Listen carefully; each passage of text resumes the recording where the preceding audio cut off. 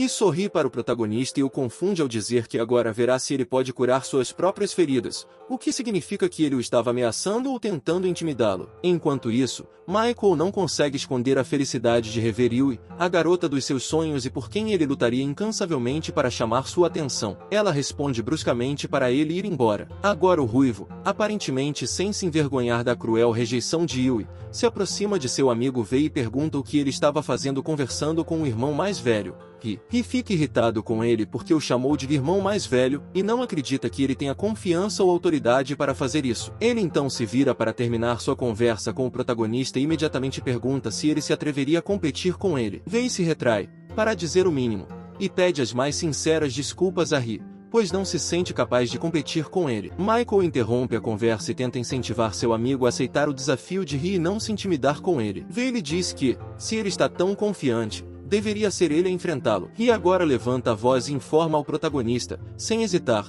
que mesmo que ele não aceite o desafio, ele o usará como saco de pancadas e o derrotará, independentemente dos danos à sua reputação. Isso deixa Vei sem oportunidade de escapar da cena e com apenas um caminho a escolher, enfrentar esse irmão mais velho que, sem dúvida, lhe daria uma surra que ele jamais esqueceria. Michael se sente feliz com a recente decisão do amigo, mas este promete sarcasticamente que cuidará dele depois. Os alunos da academia se reúnem rapidamente em torno dessa dupla de garotos que logo se enfrentarão, e os boatos se espalham junto com eles. Alguns estão impressionados por nunca terem visto Rai lutar, enquanto outros que testemunharam suas batalhas ousam declará-lo o vencedor indiscutível desse duelo. Rai permanece imóvel, esperando que seu oponente dê o primeiro passo. Vei usa magia espacial para recuperar um cajado dourado que ele deve usar em breve. Ri não parece surpreso com o uso da magia espacial pelo protagonista, mas lhe dá crédito por isso. Agora, o irmão mais velho testa o garoto enviando várias bolas de fogo, um feitiço de nível intermediário do elemento fogo. Graças ao poder do cajado,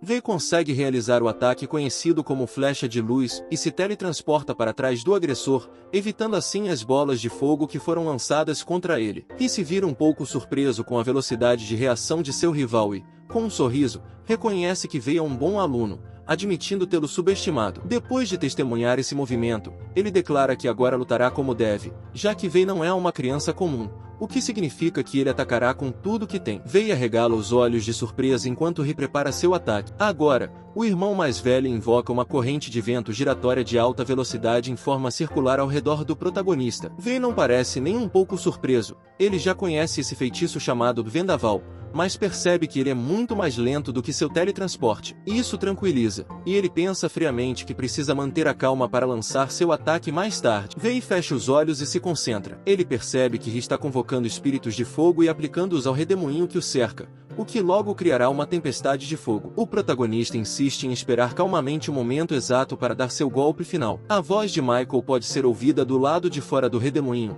Ele avisa o amigo que deve ter cuidado, pois está no meio de um feitiço de fogo avançado chamado Inferno Furioso. Por outro lado, Yui, a irmã mais nova de Ri, mostra-se preocupada com as ações do irmão, pois se esse feitiço der errado, poderá prejudicá-lo. A atmosfera se torna um tanto hostil, e as vozes dos alunos que antes estavam animados com o duelo agora se sentem um pouco assustadas devido à escalada da agressividade do confronto. Alguns alunos começam a se retirar da área, pois sentem que podem se machucar. Outros se distanciam, mas decidem observar curiosamente a distância, pois confrontos como esse não são vistos todos os dias. Dentro do redemoinho de fogo, a voz de Ri é ouvida enquanto ele desafia o protagonista a lançar um único ataque, e o mais forte será o vencedor. Sem dúvida, Ri está tentando extrair o potencial que Vei se recusa a mostrar. Este último não confirma nem nega, então o irmão mais velho lança seu ataque Inferno Furioso, uma grande onda de fogo pronta para se chocar contra o corpo do protagonista. Vei observa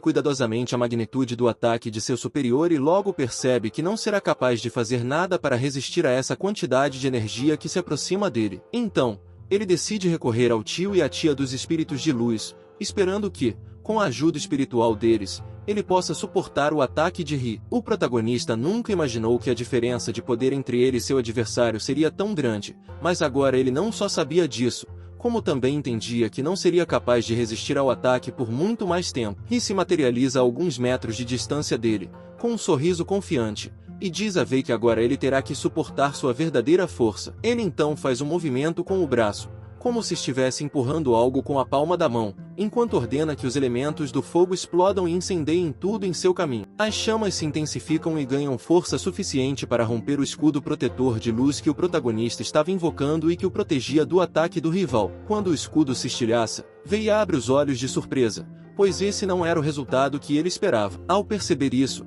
Ri diz ao protagonista que ele está acabado. Michael, que estava observando atentamente do lado de fora, solta um gemido preocupado com a saúde de seu amigo e líder, como ele o chamava desde o momento em que o derrotou em um duelo. Yui também demonstra preocupação com o bem-estar do jovem e ordena que seu irmão mais velho, Ri, interrompa o ataque imediatamente, pois esse desafio também estava além das regras legais da academia. Vei permanece imóvel com os olhos fechados e um comportamento calmo, como se estivesse esperando para receber o ataque que acabaria com sua vida. Mas isso não aconteceria, pois seu rival desfere o ataque e as chamas desaparecem instantaneamente. Ri olha para o rival e diz que está completamente desapontado, pois esperava encontrar alguém que realmente valesse a pena e, aparentemente, esse não seria o caso. Isso faz com que o protagonista abra os olhos e dê uma olhada rápida para Ri enquanto começa a se afastar lentamente da cena. Vei diz a seu oponente para esperar um pouco, não para ir embora. Ele não desistiu, e foi Ri quem interrompeu os ataques, não ele. Então, agora,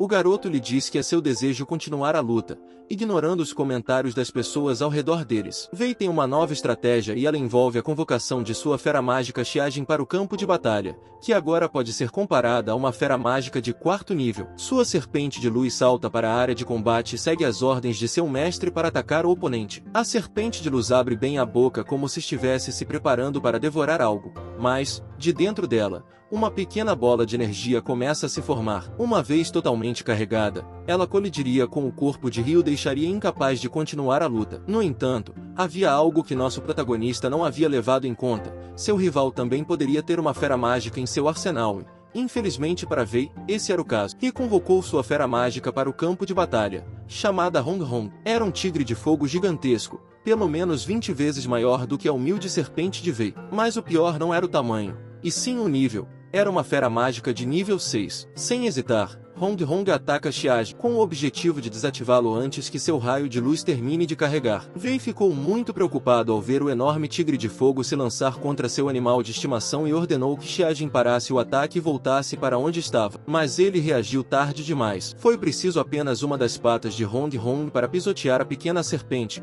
tornando-a incapaz de continuar a luta. Vei ficou muito preocupado com seu animal de estimação, o que levou Ri a pedir à sua própria fera mágica que se afastasse e deixasse a criatura mágica de seu rival em paz. No entanto, algo estava errado. Hong Hong se virou para encarar seu mestre, mas ignorou seus comandos. Em seguida, voltou a focar o olhar na fera rival e, abrindo as mandíbulas, cuspiu uma bola de chamas para garantir que a pequena serpente nunca mais se levantasse. Vei se sentiu desanimado. O tigre gigante de seu rival havia desaparecido, deixando apenas poeira em seu rastro. Enquanto essa poeira se espalhava no ar, Ri implorou ao oponente que perdoasse o que tinha acabado de acontecer, pois sua fera mágica o havia desobedecido pela primeira vez e ele não conseguia entender o motivo. Mas Vei permaneceu em silêncio, olhando fixamente para o local onde sua pequena fera mágica de luz estava carregando o ataque para atingir Ri. Michael não se convenceu nem um pouco com as desculpas de Ri. À distância, gritou com ele, chamando-o de bastardo impiedoso e dizendo que, embora ele estivesse irritando sua irmã mais nova, não havia necessidade de se rebaixar a tais níveis e descontar no protagonista e em seu pobre animal de estimação. Vei continuou imóvel enquanto Ri explicava à ruiva que a culpa não era dele, pois ele havia ordenado que sua fera mágica recuasse e deixasse Vei em paz. Mas o tigre, Hong Hong, o havia desobedecido, e ele nem mesmo entendia o motivo. De repente, o protagonista começa a tossir repetidamente e coloca a mão no peito. Em seguida, ele desmaia na frente de todos. A última coisa que ele consegue ouvir é a voz de seu amigo gritando que eles precisam de ajuda. Vei acorda depois de sabe-se lá quanto tempo deitado inconsciente em sua cama. Enquanto mantém os olhos fechados, a figura de sua fera mágica Xiajin aparece inúmeras vezes em sua mente. Ele não tem mais nada em que pensar além do duelo daquela tarde e da morte de sua pequena serpente luminosa. A voz de Michael pode ser ouvida a alguns metros de distância de sua cama, e ele parece completamente aliviado ao vê-lo acordado. Yui, a garota dos seus sonhos, está ao seu lado. Ela veio em nome de seu irmão para se desculpar com Vei pelo que aconteceu durante o duelo com a fera leve de seu irmão. Ela também explica que Xiajin, a serpente, pertencia ao tipo de crescimento, enquanto Hong Hong, o tigre, pertencia ao tipo de ataque. Na natureza das bestas leves, é ditado que as bestas do tipo ataque vão impiedosamente atrás das bestas do tipo crescimento, e essa pode ser a razão pela qual o tigre de fogo não obedeceu ao seu mestre quando ele pediu que voltasse. Vei não dá atenção à explicação da garota e não troca uma palavra com nenhum deles. Ele simplesmente pede que devolvam a fera leve para ele. Michael parece chateado com isso e pede que ele não culpe Yui pela atrocidade cometida por Hong Hong. Ela é inocente, e o verdadeiro e único culpado é seu irmão mais velho, Ri. Depois do que pareceu ser uma manobra da ruiva para se aproximar da garota, eles entregam ao protagonista uma pequena caixa que contém o corpo sem vida de Xiajin, a pequena serpente de luz. Lágrimas escorrem pelo rosto de Wei, revelando as emoções que ele está sentindo. Michael tenta confortá-lo, prometendo ajudá-lo a adquirir uma serpente de luz muito melhor do que a que morreu recentemente. Mas o protagonista não quer dar ouvidos a ele ou a qualquer outra pessoa. Ele quer sofrer em solidão e pede que eles saiam do quarto. Os dois obedecem antes que as coisas piorem. Agora que Wei está completamente sozinho, ele reúne sua coragem e decide abrir a caixa. No entanto, ele se arrepende imediatamente de sua decisão. O pequeno corpo de Xiajin está frio, rígido e enrolado no fundo da caixa. Isso parte completamente o coração do protagonista e ele começa a chorar, sentindo remorso e se culpando pelo que está vendo e vivenciando. Tudo isso aconteceu porque ele não quis terminar o duelo quando deveria. Ele confiou demais em seus próprios poderes, desconsiderando o fato de que estava enfrentando um aluno muito mais avançado. Wei foi imprudente ao enviar sua pequena fera mágica para a batalha, sabendo que seu rival também poderia ter uma fera completamente superior à dele. De repente, ouviu-se um barulho do lado de fora de seu quarto. Alguém havia entrado em seu espaço e estava indo em direção ao seu quarto. Um pouco irritado, Wei diz à pessoa que acabou de entrar que não quer falar com ninguém e, ironicamente, repete que acreditava ter deixado claro que todos deveriam ir embora. Ele acrescenta que não há necessidade de ninguém ficar perto dele, pois ele pode cuidar de si mesmo. Ignorando todas as suas palavras, uma voz familiar para ele, mas não a que ele estava acostumado, pergunta como ele se sentiria com a ideia de salvar sua fera mágica. Wei imediatamente abre os olhos e olha para a porta de seu quarto. Parado na porta está o homem idoso com feições orientais e barba grisalha que anteriormente havia se oferecido para ser seu professor. Ele era a mesma pessoa que se escondeu atrás das árvores e o observou passar o tempo com seu animal de estimação nas noites anteriores. O ancião pede a Wei que não seja tolo ou chorão e permite que ele dê uma olhada na caixa que contém sua fera mágica, pois talvez ele possa fazer algo para trazê-la de volta à vida. Wei fica visivelmente animado com essas palavras e pergunta se isso é realmente possível. Sem esperar por uma resposta, ele pede que o homem faça todo o possível para reviver Xiajin, não importa o método que ele use. Ele está resignado e, naquele momento, tudo o que lhe interessa é que Xiajin volte à vida. O idoso gentilmente diz a ele para não se preocupar e pede que o deixe dar uma olhada. Wei expressa sua gratidão e espera pacientemente que o idoso atue sobre Xiajin. O idoso se concentra e emite um brilho que parece ser uma aura de cura. Isso surpreende o protagonista e explica parcialmente por que o homem queria ser seu professor. Aparentemente, o ancião era um mago da luz e viu algo em Wei para querer recrutá-lo como seu aprendiz. O homem idoso murmura e abre os olhos, fixando o olhar em Wei. Ansioso, sem esperar pelo veredicto, Wei pergunta ao homem se ele pode salvar seu animal de estimação da luz ou não. O velho lhe diz que sim e que não, acrescentando que tudo depende do próprio Wei. Desesperado, Wei pergunta o que ele precisa fazer. Antes de fornecer uma solução concreta, o homem diz que precisa fazer a Wei uma pergunta crucial para a ressurreição de Xiajin. O ancião pergunta ao protagonista se ele realmente ama sua fera mágica a ponto de fazer qualquer coisa por ela, até mesmo dar a própria vida à custa da dele. A imagem dolorosa de sua serpente na caixa passa pela mente de Wei, sem hesitar nem por um segundo. Ele afirma sua resposta. Ele está disposto a dar sua vida em troca da ressurreição de sua fera mágica sem hesitação. O homem lhe dá uma explicação complexa, mas, em resumo, ele diz a Wei que ele deve dar metade de sua vitalidade à sua fera morta. Dessa forma, a serpente de luz praticamente se tornará parte de seu corpo, e o espírito de Xiajin despertará. Wei parece um pouco confuso, mas não há tempo para perguntas. Ele só quer ver sua serpente de luz se mover novamente. Ele então pede as etapas e considerações que precisa seguir para a ressurreição adequada. Dado o comportamento de Wei, demonstrando interesse e preocupação genuínos com seu animal de estimação, o homem grisalho de barba longa começa a explicar os 3 pontos que Wei deve considerar se quiser ressuscitar sua fera leve. O primeiro, e talvez o mais fácil para Wei cumprir, é o fato de que ele nunca mais poderá ter outro animal de estimação, ou seja, não poderá ter mais animais leves pelo resto de sua vida. A segunda é que, Como Xiajin se torna parte de seu corpo e compartilha vitalidade, há uma grande chance de que, se Wei morrer, seu animal de estimação não poderá continuar vivendo. Até agora, tudo estava claro e não preocupou o protagonista, que assentiu com a cabeça e concordou plenamente. Mas o terceiro ponto desse acordo fez com que ele abrisse os olhos e hesitasse por alguns segundos. Compartilhar a vitalidade com seu animal de estimação não significava apenas que eles estariam simbolicamente unidos e que, se um morresse, o outro também pereceria, mas também significava que sua própria vida seria cortada pela metade para dar a outra metade à sua fera leve. Wei pensou nos momentos que havia compartilhado com sua fera leve. Ele esteve presente durante todo o seu crescimento e treinamento. Ele sentia muita falta dela e desejava tê-la com ele o mais rápido possível. Ele queria compartilhar todos os momentos possíveis com ela até o fim de seus dias. Por causa disso, ele não hesitou nem por um segundo em responder ao idoso que estava pronto e disposto a fazer o que fosse preciso por Xiajin. O homem sorri e diz ao protagonista que sua resposta era exatamente o que ele esperava ouvir dele. Então, sem mais delongas, ele lhe diz que é hora de começar o processo. Durante um breve período naquela mesma tarde, o homem idoso explica ao garoto exatamente o que ele tinha que fazer e, mais cedo ou mais tarde, eles começam a trabalhar. No chão da sala onde estavam, o homem desenhou uma estrela de 6 pontas cercada por um círculo. Ela brilhava magicamente, esperando para iniciar o ritual de ressurreição. O homem instrui o protagonista a colocar seu animal de estimação no centro do desenho e a ficar ao lado dele. Agora, Wei abre os braços como se estivesse prestes a receber um abraço e recita as palavras que o ancião lhe ensinou. Ele pede humildemente ajuda ao grande Deus da criação. Ele afirma que formará um contrato vitalício com o ser à sua frente, ou seja, com seu animal de estimação. O ancião observa ansiosamente o procedimento e, após alguns segundos em que Wei fica em silêncio, ele se pergunta se o ritual que estão realizando funcionará. E é isso que ele espera. Uma luz brilhante começa a emanar do peito de Wei, e é nesse momento que Wei abre a boca pela primeira vez após um momento de tensão e pergunta ao seu animal de estimação se ele pode ouvi-lo. Xiajin também começa a brilhar, e seu corpo se eleva no ar como se estivesse levitando. O protagonista agora sorri ao ver seu animal de estimação levantando a cabeça lentamente. Ele o sente dentro de si.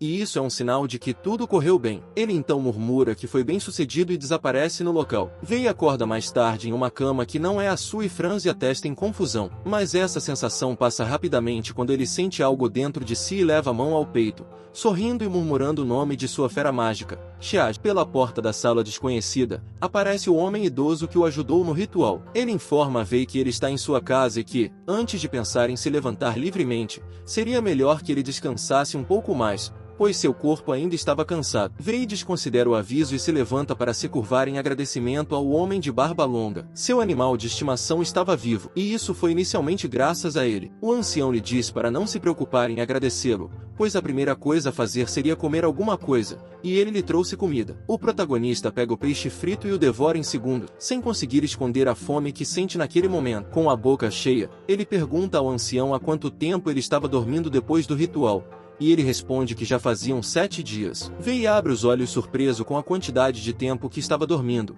e o ancião responde que ainda parecia pouco para ele, pois estimava que o garoto dormiria por pelo menos 10 dias. Mas seu despertar prematuro se deveu ao seu nível de magia. Wei entende então que a fome que ele sente é justificada. Então, uma pergunta que ele não havia feito até agora lhe passa pela cabeça. Qual era o nome desse velho misterioso? O homem se apresenta como Lao Lun, e o protagonista se apresenta como Wei, o que ele também não havia feito. Lao Lun sorri e pergunta novamente se agora está tudo bem para ele ser seu aluno, pois assim ele treinaria e aprimoraria sua magia de luz e também teria a oportunidade de herdar seu legado. O protagonista não hesita por mais do que um breve momento e automaticamente lhe diz que quer ser seu aluno, pois notou que sua magia ainda não era forte o suficiente. E ele notou isso graças ao ritual que realizou 7 dias atrás. Wei também lhe disse que estava ansioso para se tornar o mais forte. O velho acaricia sua barba e lhe diz que o aceita como discípulo e lhe dá suas condições de aceitação. O protagonista deve se tornar um mago lendário. Wei, entusiasmado, diz que aceita e que dará tudo de si para se tornar um grande mestre. Lao Lun tem mais uma coisa a dizer antes de cada um deles continuar com suas vidas. Ele pedirá a Wei que faça uma pausa na escola e o ajudará a obter o consentimento da academia. Wei reage com surpresa e pergunta se a academia está aberta a discussões. Lao Lun sorri com um ar de confiança e confessa que é o reitor da academia. Ele ainda tem o título de vice-presidente honorário do Sindicato de Magisters. Portanto, isso não será um problema. Um mês se passou desde que Lao Lun revelou sua posição recuperação na academia. Vei se encontra com o ancião pela manhã e o informa que seu corpo está totalmente recuperado e pronto para começar o treinamento. Seu mentor fica feliz em ouvir isso e diz que é hora de começar a lição do dia. Lao Lun pergunta ao protagonista sobre seu poder mágico por meio da meditação, mas essa pergunta deixa Wei abatido, pois ele está um pouco frustrado com o fato de seu poder mágico não ter aumentado por muito tempo e não acha que a meditação seja a melhor maneira de romper essa barreira. O ancião, longe de estar desapontado com seu aluno, diz a ele que seu poder mágico é o de um mago de nível intermediário, o que não é ruim. Agora Lao Lun lhe diz que tem uma pergunta a fazer, capturando a atenção de Wei, e seu mestre começa a falar. Primeiro, ele pergunta quanta água e ar uma garrafa pode conter. A isso, nosso protagonista responde que isso depende estritamente do tamanho da garrafa. Aparentemente, essa resposta satisfaz o mestre, e ele então faz uma segunda pergunta. Uma garrafa idêntica poderia conter a mesma quantidade de água e vapor que a anterior? Wei novamente responde afirmativamente, pois é uma resposta lógica. Lao Lun agora faz sua terceira e última pergunta. O que aconteceria se a água em uma dessas garrafas evaporasse? Ela ainda teria a mesma quantidade? Isso deixa Wei completamente perplexo, que não tem resposta para essa pergunta. O velho assume um comportamento sábio e amigável e diz ao garoto que considera entender o enigma que ele acabou de lhe dar, pois parte de seu treinamento depende da compreensão de seus próprios poderes mágicos. Uma vez dito isso, o mestre se retira, desejando que o jovem possa compreender o jogo das garrafas como ele fez quando era jovem durante seu treinamento. Wei se senta no chão, pensativo, e tenta relacionar o paradoxo das garrafas à magia. Depois de um tempo, ele acredita ter encontrado a resposta. De acordo com seu entendimento, ele é a garrafa no exemplo, e seu poder mágico é o que evapora. Portanto, o que ele deve fazer é condensar esse vapor para que, quando ele se tornar líquido novamente, possa caber mais na garrafa, ou seja, nele mesmo. Agora que ele entende isso, ou pelo menos é o que ele acredita, ele decide começar a meditar. Mas, com o passar dos minutos, ele percebe que seu poder não pode ou não quer ser comprimido,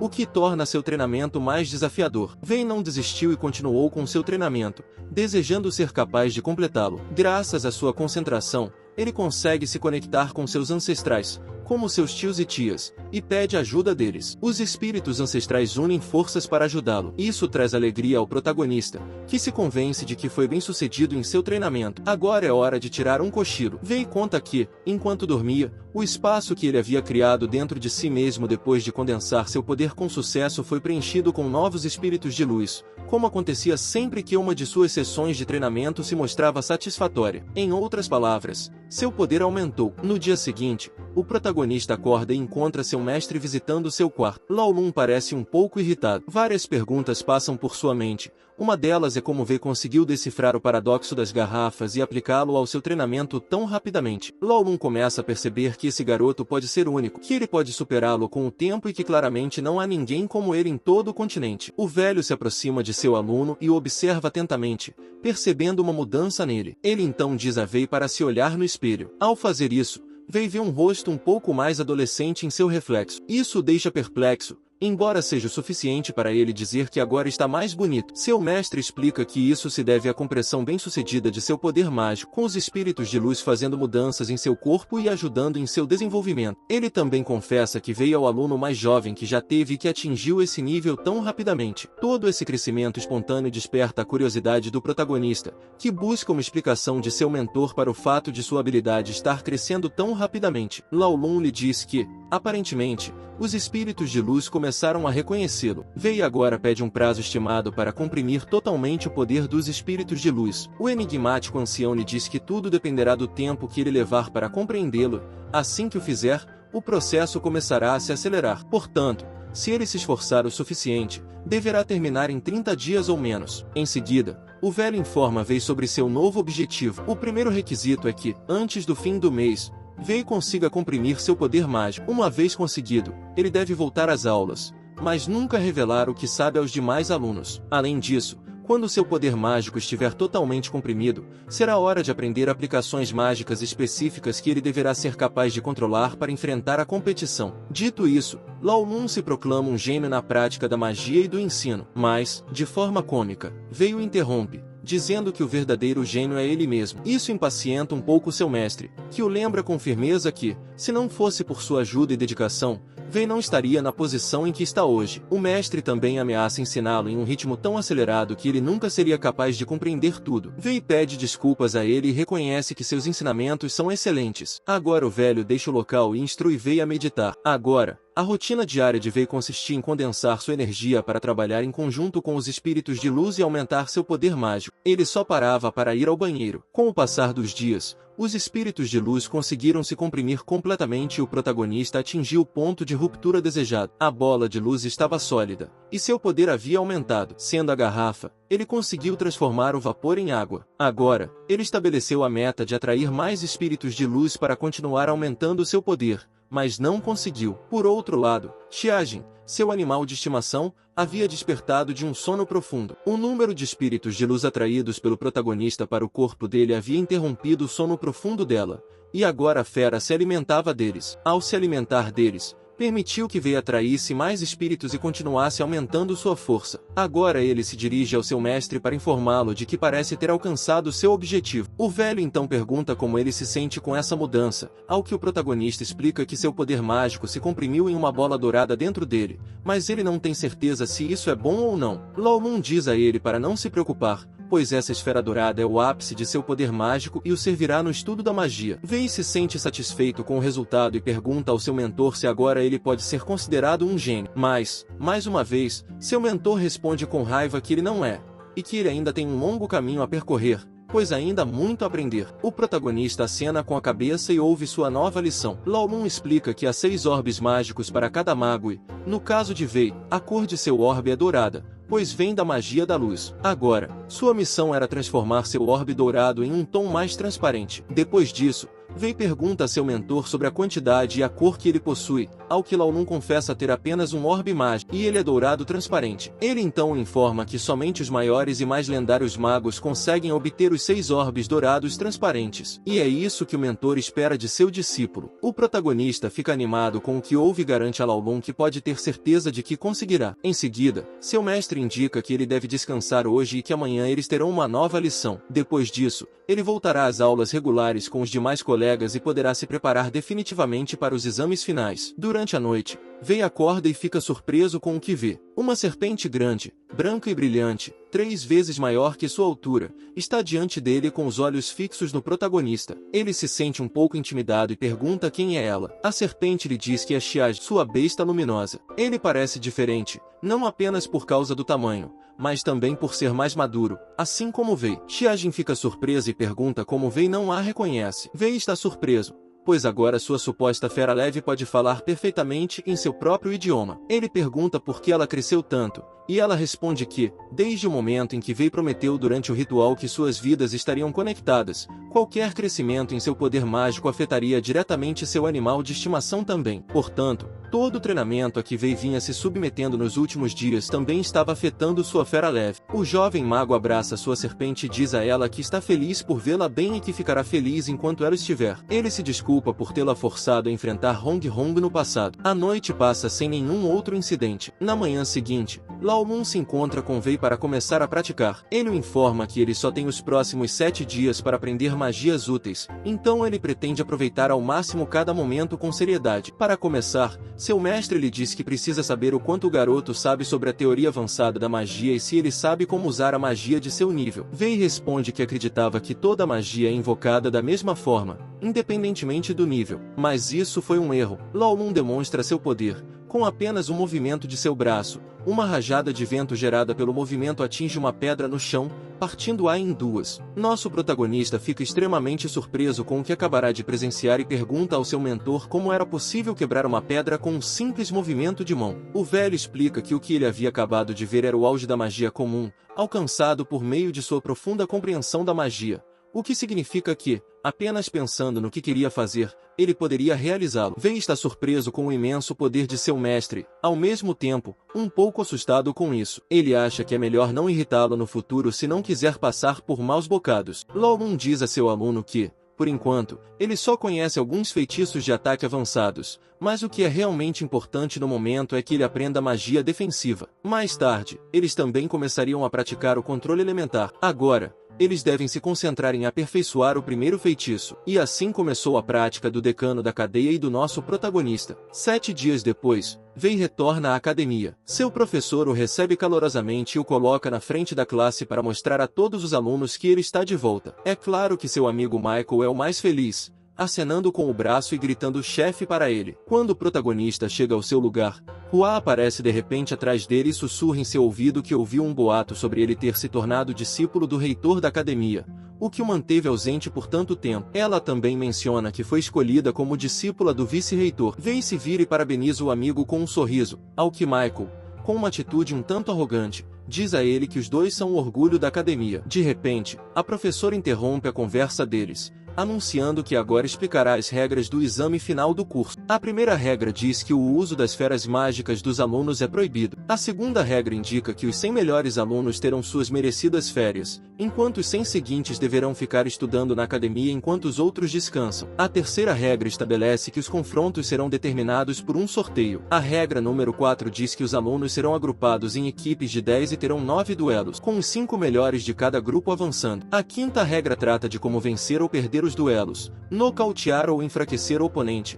empurrá-lo para fora da arena de combate ou fazer com que ele se renda são razões para a vitória. Em caso de empate dentro do tempo regulamentar, um árbitro decidirá o vencedor justo. A penúltima regra, a de número 6, sugere que, se um desafiante for bem-sucedido, ele poderá pular um ano de escola. E, por fim, a sétima regra diz respeito às recompensas e afirma que os campeões receberão 100 moedas de diamante como prêmio, enquanto os segundos colocados receberão metade desse valor. A professora também esclarece alguns detalhes, como, por exemplo, se os perdedores desafiarem os campeões ou vice-campeões e conseguirem derrotá-los, eles receberão o dobro do prêmio. Por fim, ela informa aos alunos que os alunos do 5º e 6º anos que se tornarem campeões poderão entrar automaticamente na Royal Academy of Advanced Magic. Além disso, caso um aluno de anos inferiores desafie esses campeões e vença, ele terá os mesmos benefícios que eles. Terminada a explicação das regras e dos prêmios do exame final de magia, o professor anuncia que a aula terminou e que eles podem sair da sala. Na mente de Vei, há apenas um pensamento: vencer esse campeonato a todo custo para surpreender sua mãe e seu pai quando voltar para casa. Michael e Vei saem da sala de aula e,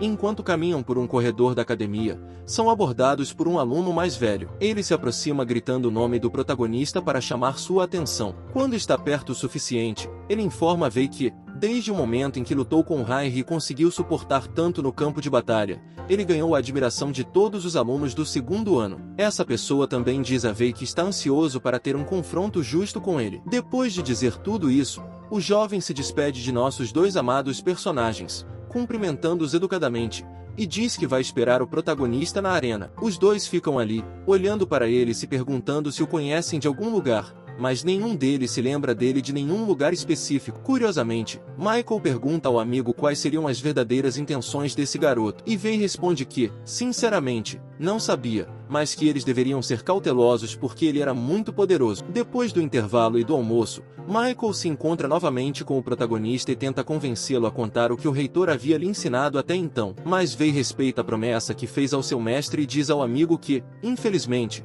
não pode falar sobre isso porque é um segredo. Enquanto caminham pelo pátio da academia, eles se deparam com Ryui, que se aproximam lentamente depois que a garota avista o protagonista e diz ao irmão para cumprimentá-lo. Quando eles se enfrentam, Ri fala e pede desculpas a Vei pelo que aconteceu com sua fera mágica durante o confronto. Ela confessa que era algo que sempre quis fazer, mas não teve a chance, pois não o tinha visto pessoalmente até aquele momento. Ela também o parabeniza, percebendo uma melhora nele. Vei abaixa a cabeça e ouve as desculpas, mas não responde. Quando o aluno mais velho fica em silêncio, o protagonista passa por ele e continua andando como se não houvesse ninguém ali. Então, ele para abruptamente, em um tom ameaçador, diz a Ri que o verá na arena mais tarde e que, dessa vez, não perderá para ele. Ri não parece surpreso com a raiva do protagonista e simplesmente observa enquanto ele se afasta. Alguns metros à frente, Michael parabeniza Vei por sua atitude séria e decisiva em relação a Ri. Em seguida, ele diz que está se sentindo muito cansado e que já comeu o suficiente para ficar saciado,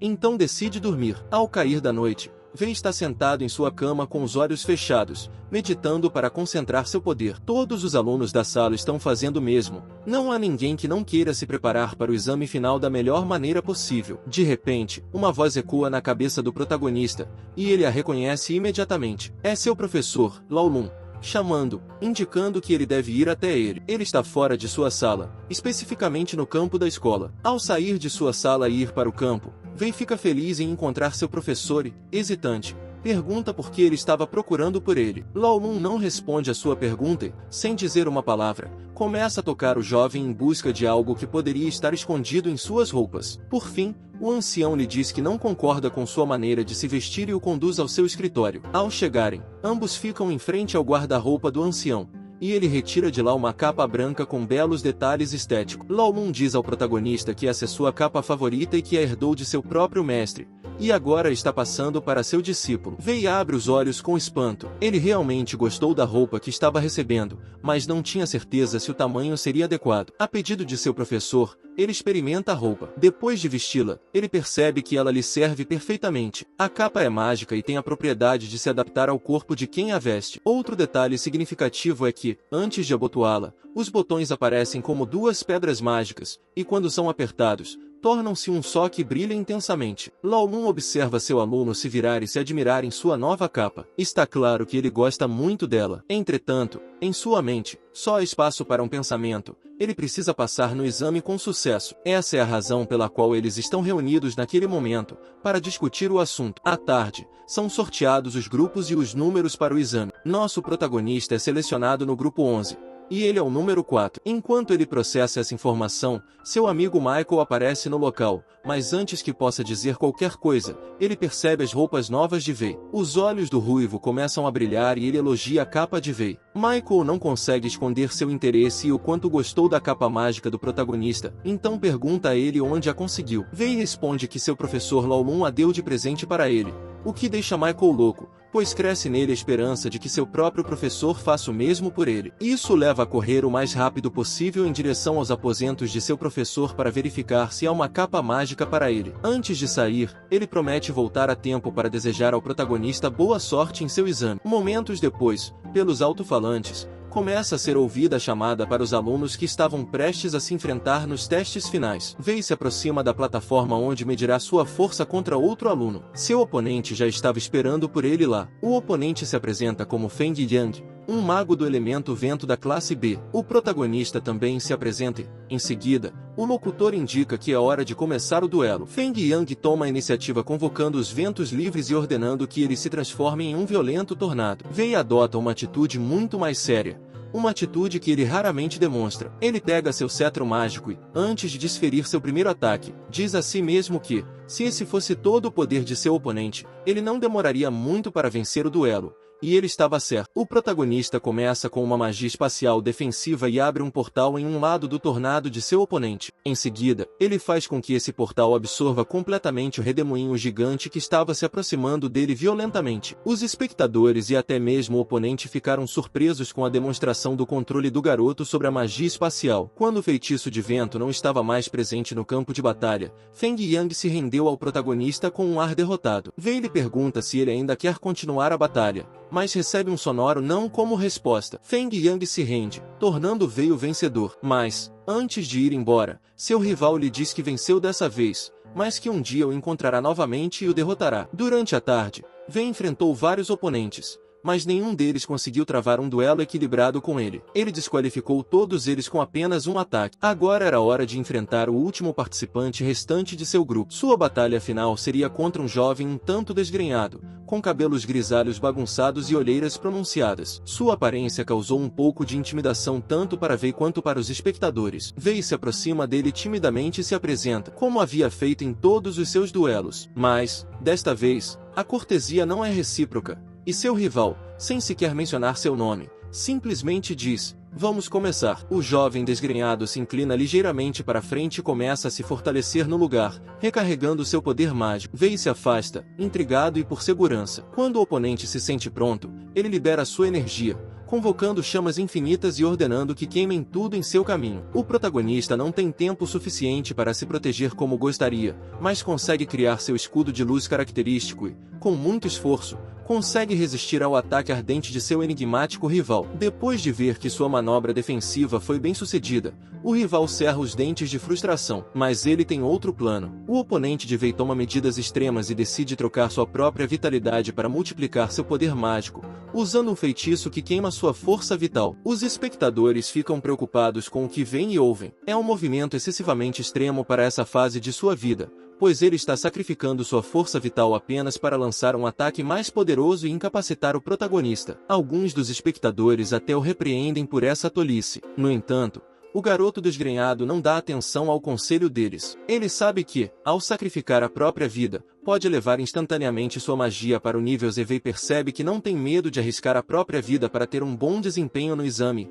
Portanto, não tem escolha a não ser levar a sério também. O protagonista fecha os olhos e se concentra. Depois pede aos espíritos de luz que lhe emprestem seu grande poder e encham a terra com sua luz brilhante. Esses espíritos lhe concedem 2 asas de anjo para que ele flutue sobre a plataforma, facilitando a esquiva dos ataques do oponente. Eles também envolvem seu corpo com uma esfera dourada para repelir qualquer ataque que possa prejudicá-lo. Os alunos expectantes concordam que o poder desse garoto é incrível, pois ele demonstra a capacidade de invocar magia de nível Z sendo apenas um aluno do 2º ano. Vei, levitando no ar, observa cuidadosamente o próximo ataque de seu oponente, mas o garoto desgrenhado suspira cansado e começa a tossir enquanto cai de joelhos na plataforma. Isso desperta a curiosidade de Vei, pois parece que essa pessoa não queria continuar a luta e decidiu se render quando poderia ter atacado. Mas, por precaução, com um coração bondoso, o protagonista pede aos espíritos da luz que curem seu oponente, enquanto 3 outros alunos o ajudam a sair do palco e o acompanham diretamente à enfermaria,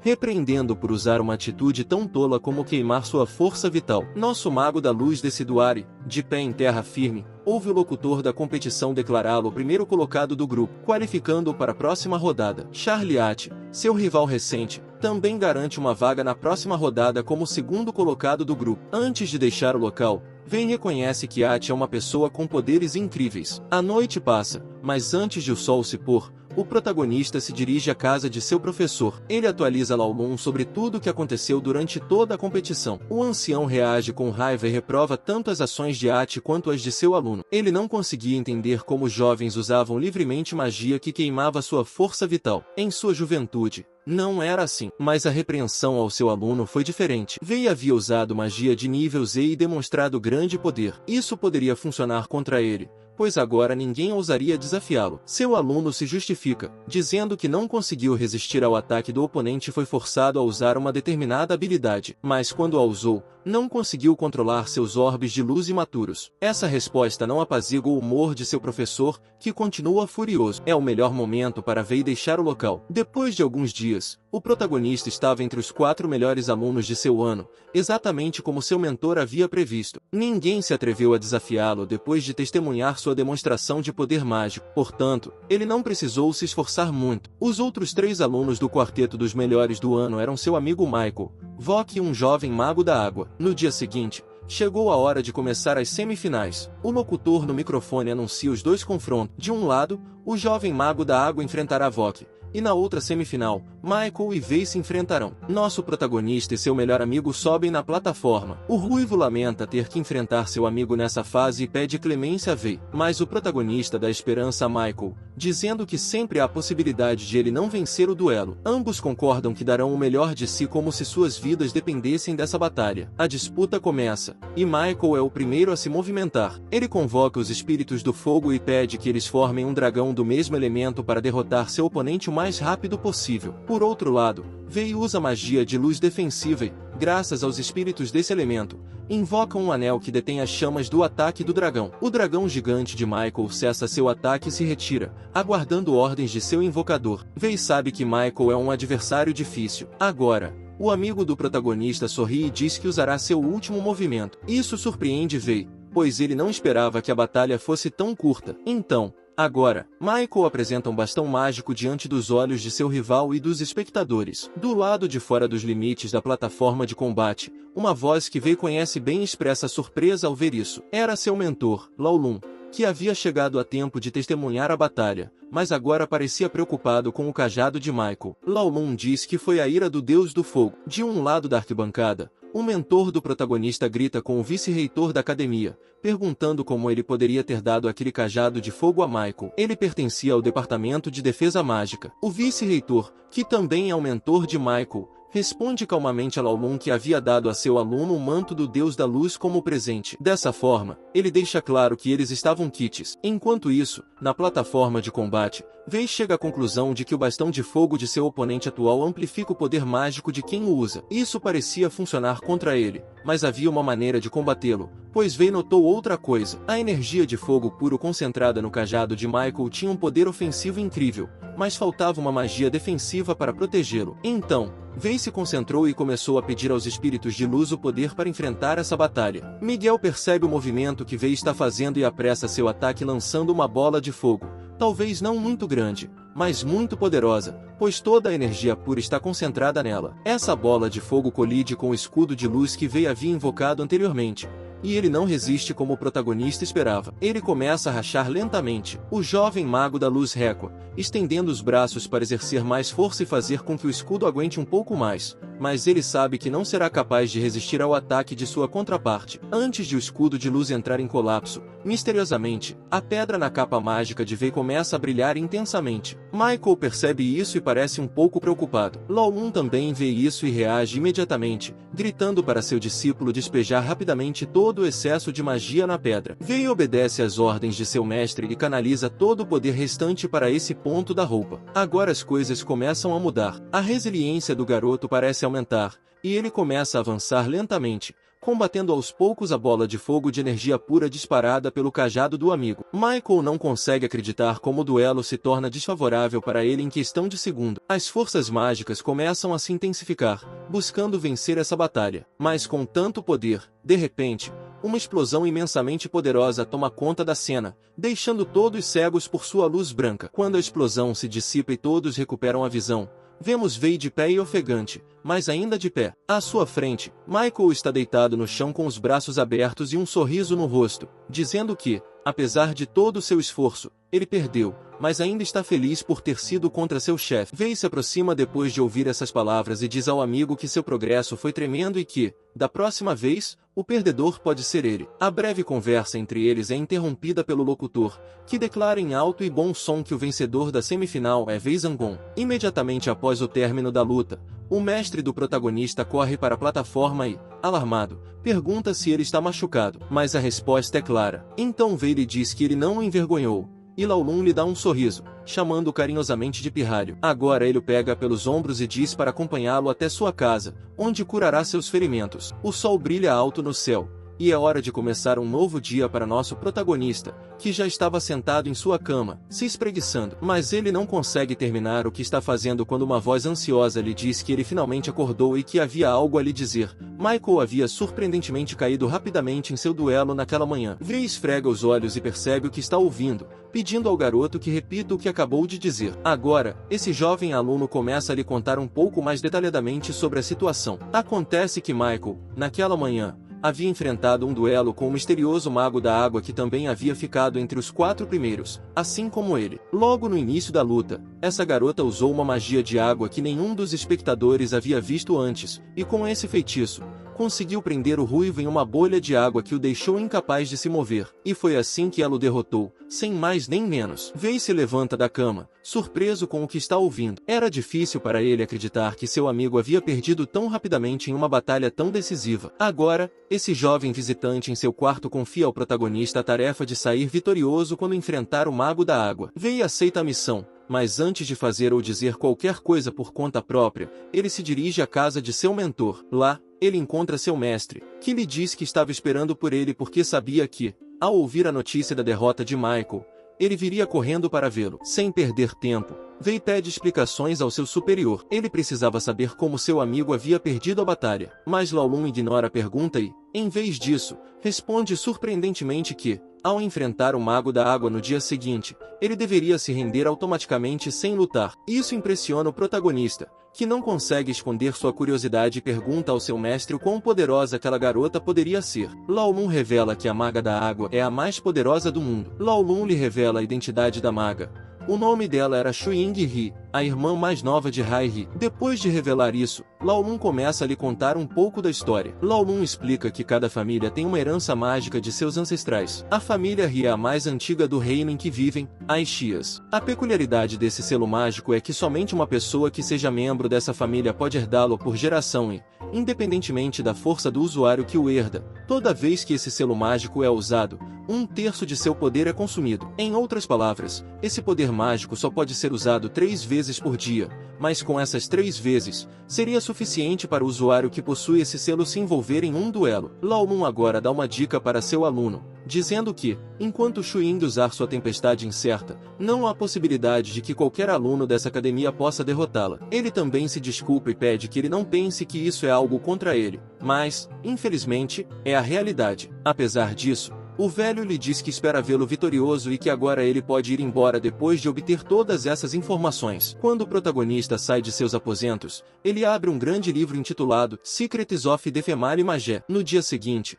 o grande momento havia chegado para o nosso protagonista. Era hora de enfrentar Xu Ying, que, de acordo com os rumores, seria o adversário mais difícil que eles já haviam enfrentado em suas vidas. O locutor convida os 2 participantes a entrar na área de duelo. Lao Lun, que acompanha seu aluno até a plataforma, segura-o pelos ombros e pede que ele tenha muito cuidado com aquela garota. A adversária já estava na plataforma com seu mestre atrás dela, esperando o protagonista entrar. Vei se aproxima dela e a observa por um momento. A garota de cabelos azuis era muito bonita, mas havia algo em seu olhar triste que chamou sua atenção. O locutor chama nosso protagonista pela segunda vez, convidando-o a entrar no campo de duelo para que eles possam começar. Vei cumprimenta seu oponente, apresentando-se como sempre faz, com seu nome e sobrenome, mas tudo que ele recebe da garota é um frio polar. Agora eles estavam frente a frente, e era hora de mostrar por que haviam chegado a esse estágio. Mas nenhum dos 2 atacou. Eles simplesmente se observaram respeitosamente,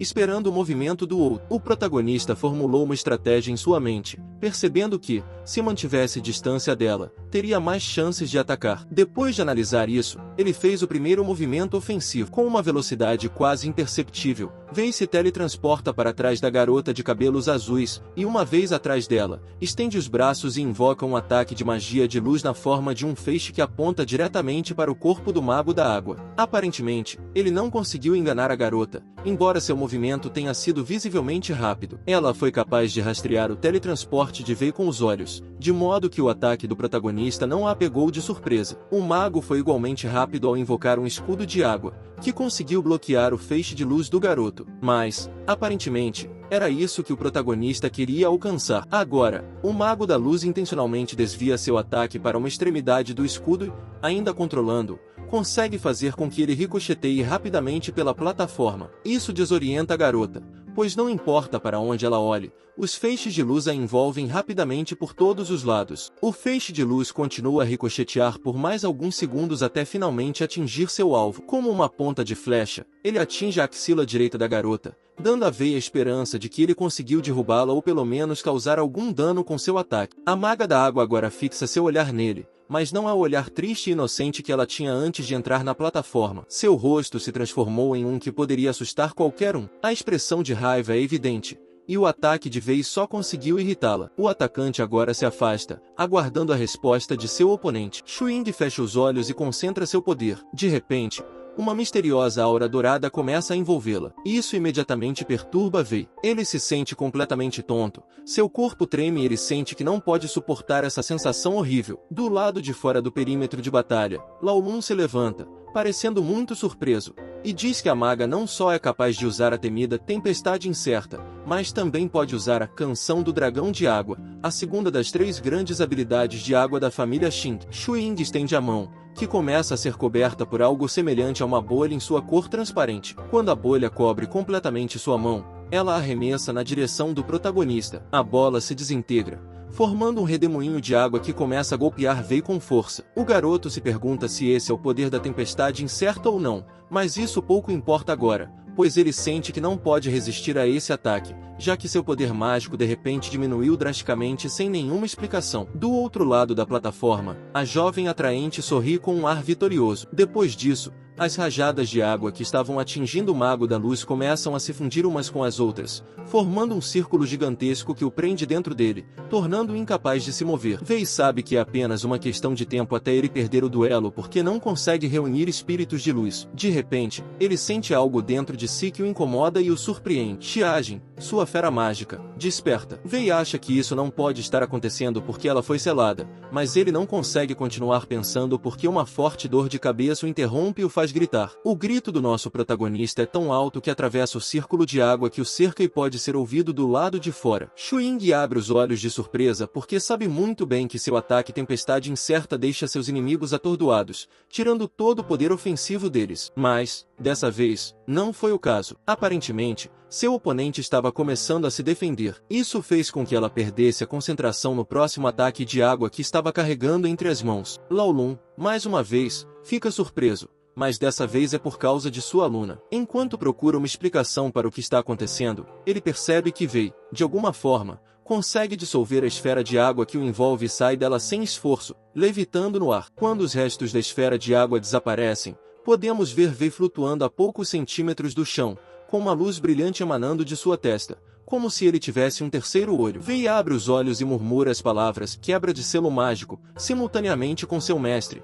que está a vários metros de distância. Enquanto todos os presentes ficam impressionados com a extraordinária batalha que se desenrola diante deles, Lao Lun explica que a habilidade que seu discípulo está usando só pode ser ativada por indivíduos da raça dos dragões. Essa raça é, de longe, a mais poderosa de todo o continente, e até mesmo os dragões de alto nível são capazes de usar magia como se fossem magos. Os dragões também são muito mais inteligentes do que os humanos e não são nem um pouco amigáveis com eles. A única maneira de um dragão aceitar um humano é se ele o considerar tão poderoso quanto ele, o que raramente acontece. Atualmente, existem apenas cerca de 300 dragões vivos no mundo, cada um deles com mais de 1000 anos de idade. Hoje em dia, eles são quase considerados um mito, e há muito tempo não se avistam dragões. De fato, o número de humanos que viram dragões é escasso. Voltando à zona de combate, vemos a levitação de Wei chegar ao fim e seus pés tocarem a plataforma novamente. Seus olhos mudam do tom cinza e vazio que tinham momentos atrás para a cor de mel original. O protagonista diz que recuperou a consciência e está determinado a vencer a batalha. Xuing está pálida após essa demonstração involuntária de seu rival,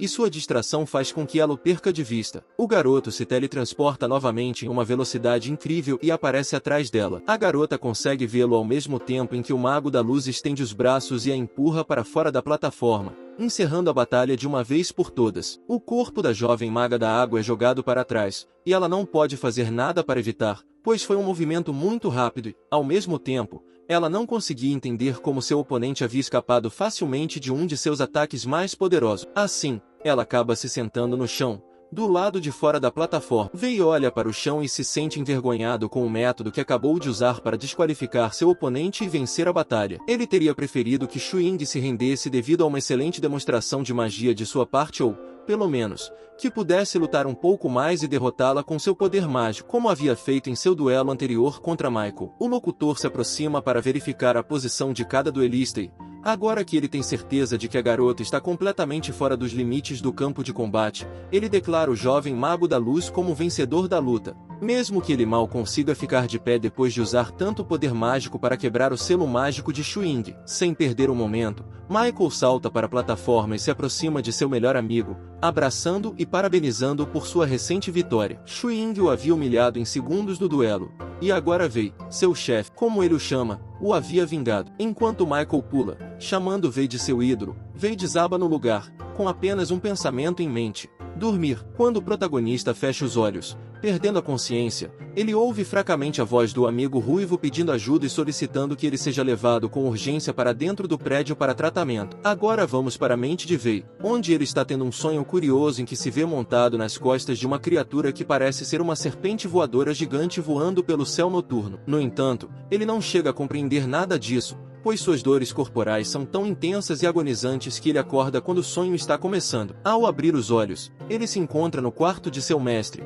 perguntando-se como foi parar ali, já que não se lembra de nada do que aconteceu. A voz de Lao Lun pode ser ouvida de longe, perguntando como ele se sente, enquanto seus passos se aproximam. O protagonista sorri ao ver seu mestre entrar na sala e responde que não se sente muito mal ou com dor, apenas cansado. Depois disso, ele pergunta como foi parar ali. O velho responde que o trouxe para sua casa porque não podia esperar que ele acordasse para lhe fazer uma pergunta que ouviria em breve. Lao Lun quer saber como Wei conseguiu quebrar o selo mágico durante a batalha final. Wei olha para ele confuso e diz que não faz ideia do que seja o selo mágico. Lao Lun faz sua melhor cara de pôquer e fica em silêncio por um momento. Depois pergunta novamente em um tom de voz um pouco menos amigável.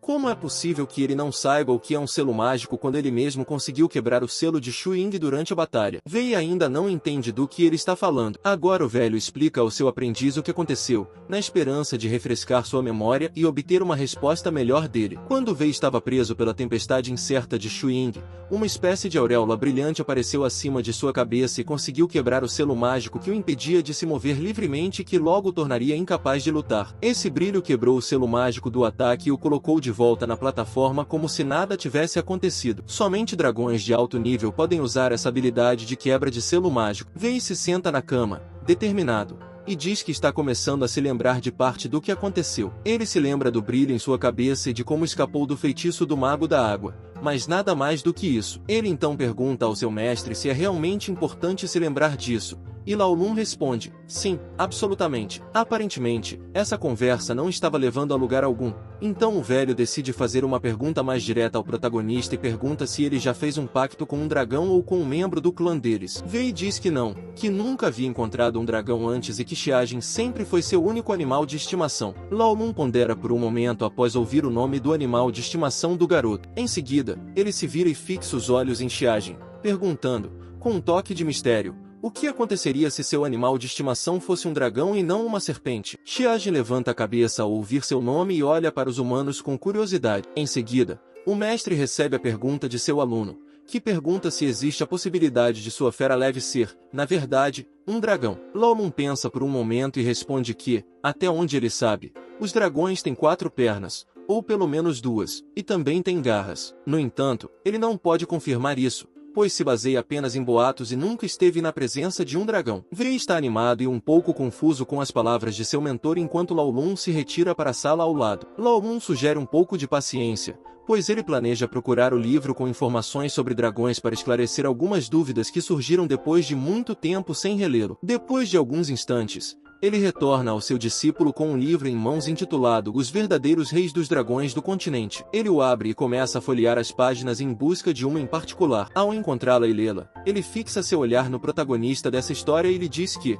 se o que o livro mostra for real, ele pode ter encontrado um verdadeiro tesouro. Wei estica o pescoço para ler a mesma coisa que seu mestre está lendo. A página do livro diz o seguinte: o dragão dourado com 5 garras é conhecido como Rei dos Dragões, ou também como o Deus Dragão. Sua vida útil é de cerca de 20.000 anos, mas, aos 15.000 anos, ele começa a procurar a mais bela fêmea de dragão para acasalar, e ela então gestará a próxima geração do dragão por 1000 anos. Essa prole seria herdeira do Deus Dragão depois de passar 3.000 anos crescendo e se desenvolvendo até estar pronta para tomar o lugar do pai, que se aposentará e seguirá para uma vida melhor. Dessa forma, haverá apenas um dragão por geração adequado para assumir a posição de rei. Depois de terminar de ler essa página do livro, o protagonista pergunta, esperançoso, se é possível que Xiajin seja o herdeiro do Deus Dragão. Lao Lun não tem a resposta para essa pergunta, mas diz a Wei que, se fosse o caso, eles teriam que esperar cerca de 3.000 anos para descobrir e, até lá, os dois provavelmente já teriam virado pó. Mas o livro também afirmava que os dragões levavam cerca de 600 anos para atingir a fase juvenil. No entanto,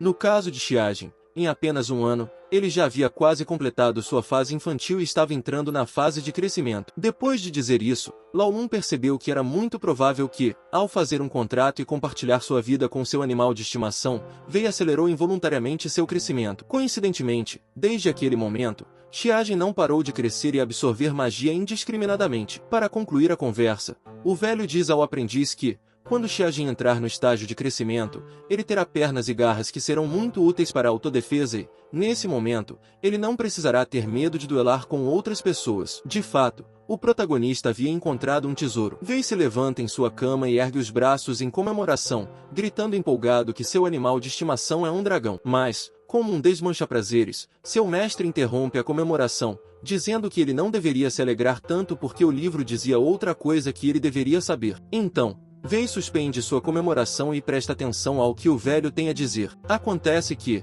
na última página do livro, havia um mapa e instruções sobre como chegar àquela terra distante onde os dragões governavam. Portanto, era a responsabilidade de Vei ir até lá para conhecer o rei dragão e sua esposa e, em seguida, descobrir se eles queriam recuperar seu filho. Se esse fosse o caso, Vei teria que deixar a fera mágica no reino deles e sair do local. O protagonista claramente discordou dessa medida e perguntou ao seu mestre se ele realmente tinha que devolver Xiajin. Lao Lun respondeu que ele deveria entender como é doloroso para os pais perderem seus filhos. Em seguida, foi embora. Vei se vira e olha para sua fera mágica, orgulhoso de saber que ela é um dragão. Eles se davam muito bem e suas vidas eram felizes, mas o protagonista não era uma pessoa egoísta e se colocava no lugar de seus próprios pais. Como eles se sentiriam se ele desaparecesse? Após um momento de reflexão, ele diz a Xiajin que, assim que se formar, eles embarcarão em uma jornada para a terra governada por dragões, e ele fará todo o possível para convencer o deus dragão a deixar Xiajin ficar com ele pelo resto da vida. Agora o protagonista se deita novamente para descansar um pouco mais seu corpo exausto, enquanto gera uma pequena bola de energia luminosa em sua mão. Ele pensa que, em apenas 2 dias, seu primeiro mestre, Xiu, virá à academia para buscá-lo e levá-lo para a aldeia com sua família. Vei e aguarda ansiosamente seu mestre, esperando surpreendê-lo muito com o quanto ele progrediu e aumentou seus poderes de magia de luz e magia espacial. A lembrança de seus pais também está em sua mente, imaginando se eles sentem falta dele. Ele certamente sente muita falta deles. 2 dias depois, acontece o que o protagonista estava esperando. Ao sair da academia, seu amado mestre Xiu está diante dele. Ele tinha vindo buscá-lo e levá-lo para sua casa com sua mãe e seu pai. Vei corre animado para seus braços, dizendo que é um prazer vê-lo e agradecendo-lhe por ter vindo. Enquanto caminham juntos, Vei pergunta a Xiu se ele tem alguma notícia sobre seus pais. Seu mestre responde que, antes de vir buscá-lo, ele visitou a casa dos pais e que ambos estavam bem, felizmente, e ansiosos para vê-lo novamente. Isso encanta Vei, que não estava esperando nenhuma outra notícia além dessa. Agora é Xiu quem faz uma pergunta, querendo saber como seu melhor aluno estava se saindo na academia. Vei confessa que foi promovido para o 2º ano e lhe conta tudo sobre seu melhor amigo, o ruivo Michael. Ele também o atualiza detalhadamente sobre tudo que vivenciou recentemente enquanto se aventuram juntos em uma floresta a caminho de casa. Eles riram e conversaram sobre tudo que tinham para compartilhar, mas, depois de caminharem por um tempo, em um matagal profundo, são emboscados por um grupo de bandidos musculosos com grandes sabres que assustariam qualquer um. Xiu pede ao garoto que espere um pouco, pois ele será o primeiro a avançar em direção ao local e tentar negociar com os rufiões ou, pelo menos, descobrir o que eles queriam. Quando Xiu está perto o suficiente, ele pergunta desafiadoramente aos malfeitores o que está acontecendo, e eles respondem com um tom ameaçador que estão extremamente entediados e querem se divertir com uma mulher. Essa é uma provocação óbvia para o mago da luz mais velho, que não se ofende nem um pouco e ignora o comentário. Agora, um dos ladrões diz que só os deixará sair se eles entregarem todo o dinheiro que possuem. Xiu aceita cordialmente e tira uma moeda simples do bolso, colocando-a na mão do homem. O bandido que havia tirado a moeda do instrutor parece ficar furioso e a joga no chão em um gesto de irritação. Ele então olha para Xiu e repete a exigência de lhe dar tudo o que tem,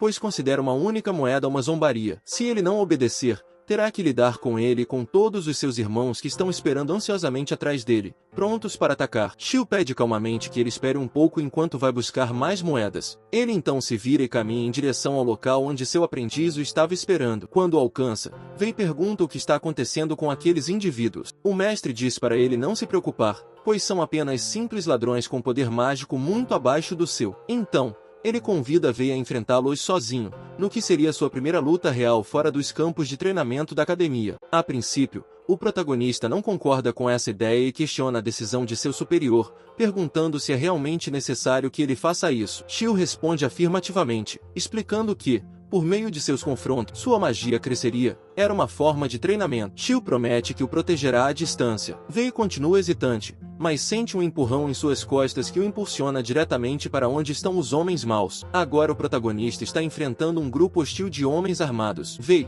sentindo-se muito nervoso, cumprimenta os bandidos e diz que, como eles podem ver, não tem mais dinheiro para dar, então ele pede gentilmente que os deixem ir embora. O líder dos bandidos grita para que ele se cale e levanta o braço para dar um golpe no rosto do garoto. Rapidamente, sem ser notado, o protagonista dá um passo de 3 metros para trás, esquivando-se facilmente do ataque. Isso deixa o bandido perplexo, que alerta o grupo de que eles estão enfrentando um verdadeiro mago e que a melhor estratégia nesse caso seria que todos o atacassem ao mesmo tempo. Assim, todos correm em direção ao garoto. Vei tem apenas alguns segundos para tomar uma decisão sobre como agir, então ele escolhe lutar contra o grupo. Como de costume, ele convoca educadamente os espíritos de luz que lhe concedem seu poder elementar para criar o mesmo feitiço que usou para atacar a Mãe d'Água 3 dias atrás, a flecha de luz. Enquanto a flecha ricocheteia pela grama da floresta, procurando um alvo para acertar, os malfeitores começam a se afastar, tentando evitar o ataque sem saber que tudo o que fizerem será em vão. A magia de luz do protagonista tem um efeito duplo. Em primeiro lugar,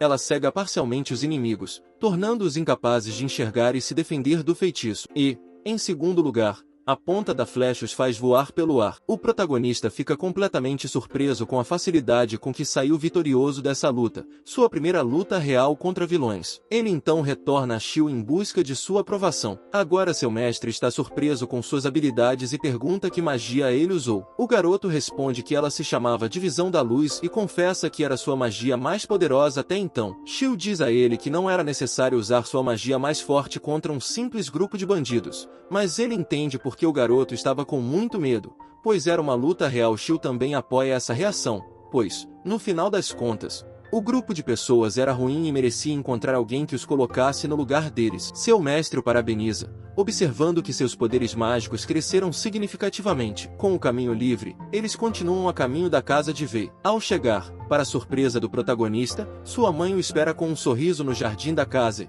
Assim que o percebe ao longe, chama seu nome. Vei não consegue esconder a empolgação que sente, e suas lágrimas são a prova dessa emoção. Ele corre para abraçá-la e, quando se juntam, expressam o quanto sentiram falta um do outro durante esse período acadêmico do protagonista. Agora, outra voz o parabeniza por ter conseguido o primeiro lugar no exame final. Quando ele se vira, vê seu pai em pé atrás dele, o que obviamente lhe traz grande alegria. A família se abraça e se alinha, demonstrando a unidade que sempre teve. Juntos, eles entram em sua casa, onde, de acordo com a mãe do protagonista, suas refeições favoritas estão esperando por ele. Por outro lado, seu pai diz que, depois de comer, ele adoraria ouvir sobre todas as aventuras que o filho viveu durante sua ausência de casa. Vei aproveita o merecido descanso do mundo mágico como merece, mas sabe que, depois de desfrutar dessa reunião familiar, uma nova jornada para a Terra dos Dragões o aguarda. O vídeo chegou ao fim, pessoal. Quem quiser uma continuação comenta aí, e não esqueça de deixar o like e se inscrever no canal. Até o próximo vídeo.